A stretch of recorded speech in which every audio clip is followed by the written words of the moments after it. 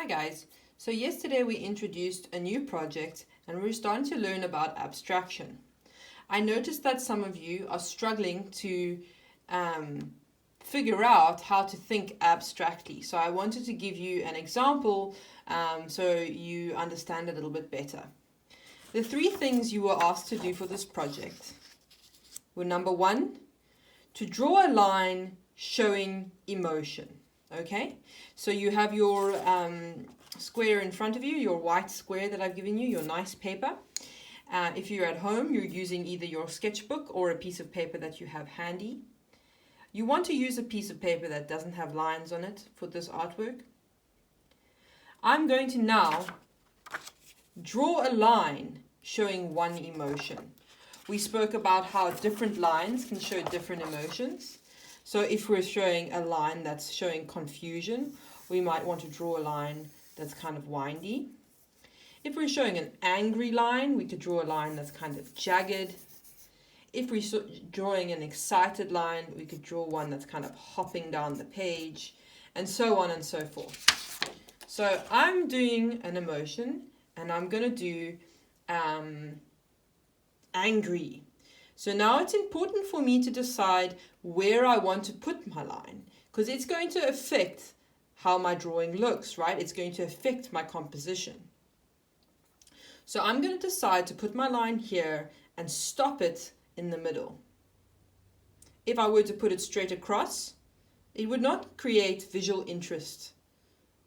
But if we put it here and we draw our angry line and we stop it there, it's more interesting than it running all the way across the page. The second thing you were going to do is you were going to think of an object, draw an abstract representation. So what that means, you're going to close your eyes, you think of the first thing that comes to mind. So if I close my eyes, the first thing that comes to mind is a cherry that you eat, right? So now I have to think, I can't draw an actual cherry because that would not be an abstract representation, right? That would be a realistic representation. So what I'm going to do is I'm going to draw the bottom of my cherry and I'm going to just draw the circle that it creates. And then when I color that in, I'm going to direct myself to color it in with a smooth red. And that will represent my cherry. I'm also going to put the stem of the cherry here because I can break up my image.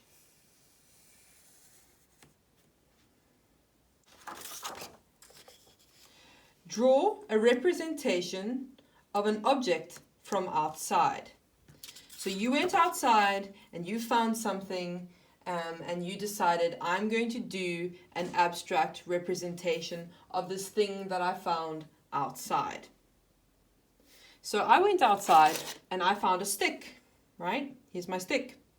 So I already have a cherry stem, so it works quite well because now I've got something that I can create repetition with, right? I'm going to look at the textures of my stick and I'm going to look at it if I zoom in, what I can draw here. I can see nice pieces of bark that's giving me ideas of what I can draw. I also see this nice V shape in the bottom of my branch that could make a nice representation. Now that I know what my stick looks like, I'm looking at my composition that I have here on my page and I'm thinking, where can I add my drawing to further add interest, right? So I have a line going along this way and a line going along this way. I don't want to add a diagonal line because that's going to make my composition very busy. I want to continue with my horizontal and my vertical lines.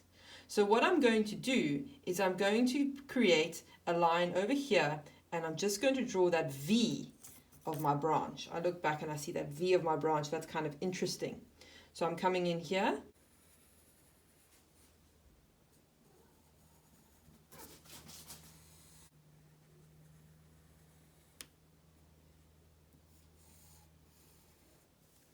So that's a pretty interesting composition.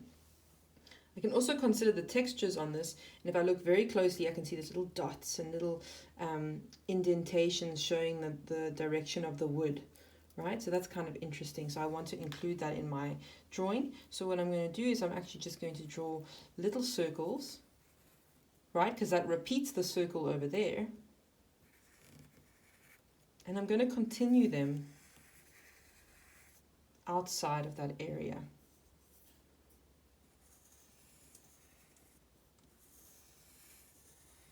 So now I'm taking artist license and I'm thinking, how can I make this abstract drawing interesting?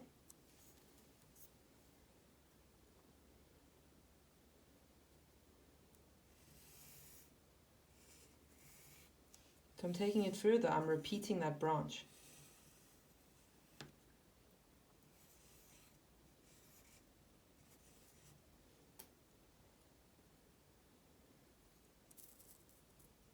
I'm thinking that this area needs something. So I want to now use my own artistic license to start adding things that are going to make it more visually interesting. So I'm adding a second line showing excitement. And you can do this too. If you feel like your canvas has got a lot of blank space, think about how you can add things to create interest without actually drawing an object. Now we have quite a lot going on. I'm liking what I see. I'm ready to move on to color. Once I direct you to start working in color, you are going to work in oil pastels. And we are going to decide how we're going to organize our colors so that they work well within our composition. Okay, so now that I've laid out what I want to do on my drawing with pencil, I've put my lines in, I've redrawn the cherry so that it's abstract, and I've redrawn my branch so that it's abstract. Now I'm going to bring in my color. And what I've done is I've just given myself some planning. I've marked very lightly smooth red here. I've marked my background yellow here, light blue here, red here. And all I've done in the little areas is just put the first letter of the color I'm going to be using. So I'm going to go in and I'm going to start with my background colors. You guys are going to be working in oil pastel. I've got chalk pastels with me today, so that's what I'm going to use to show you this step. But you can, you'll figure it out with the oil pastels. They're not too different from each other. So here I'm going in and I'm just putting in my blue.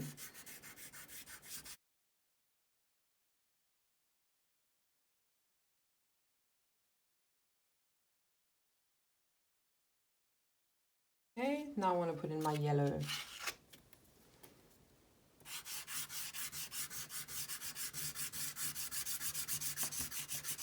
If you've marked yourself where your color is going to go and you're seeing it, if you're using a lighter color, you want to actually erase it. So I should have erased. If you're working at home and you wanted to do this digitally, this is quite a fun one to do digitally because you can play around with different colors. If you don't like a color, you can erase that color and try another one. Delete that color and try another one.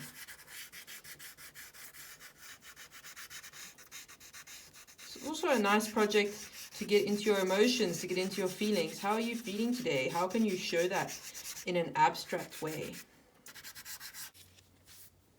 Now I can see areas here where I was kind of trying to see how I wanted to join them together. So what I'm going to do is I'm just going to bring this color over a little bit so that I can start to blend it with my yellow.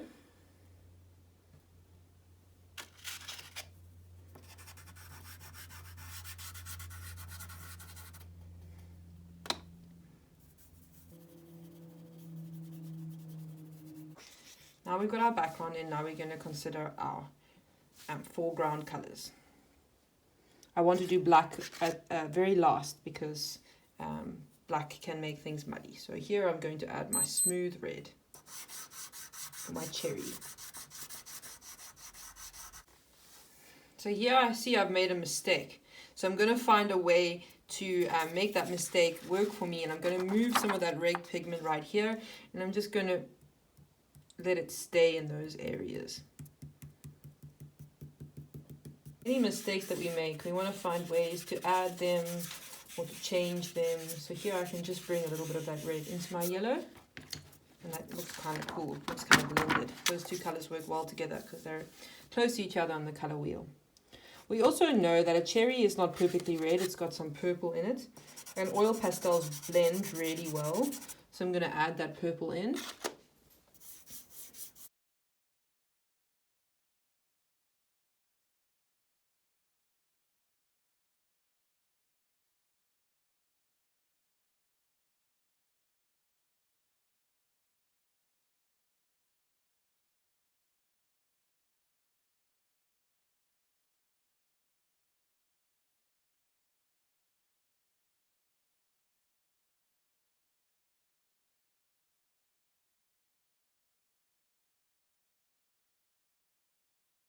using repetition, right? I'm repeating the red from the cherry in another area of my painting. That's one of the principles of art, is repetition. You want to make sure to draw quite large, because the smaller you make your shapes, the more difficult it's going to be to color them in because of the size of pastels. You don't have a sharp point like a colored pencil. So you want to be sure that you make your drawings nice and large, especially for this abstract project.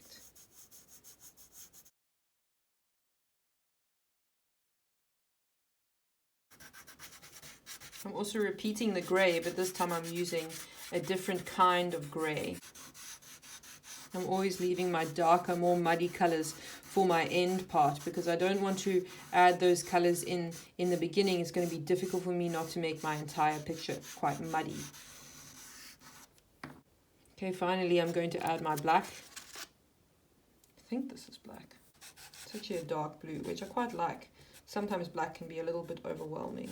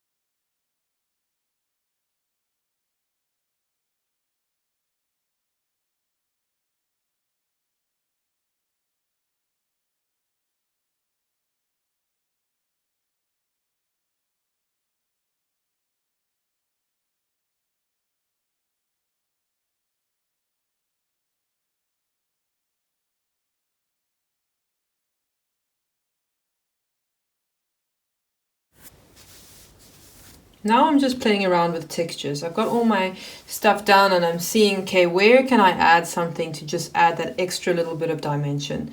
So I'm going in with my purple that I've already used inside my red, and I'm just adding just this striking element of interest here.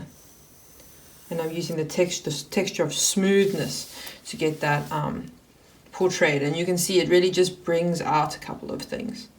I'm looking to see if I want to add any more.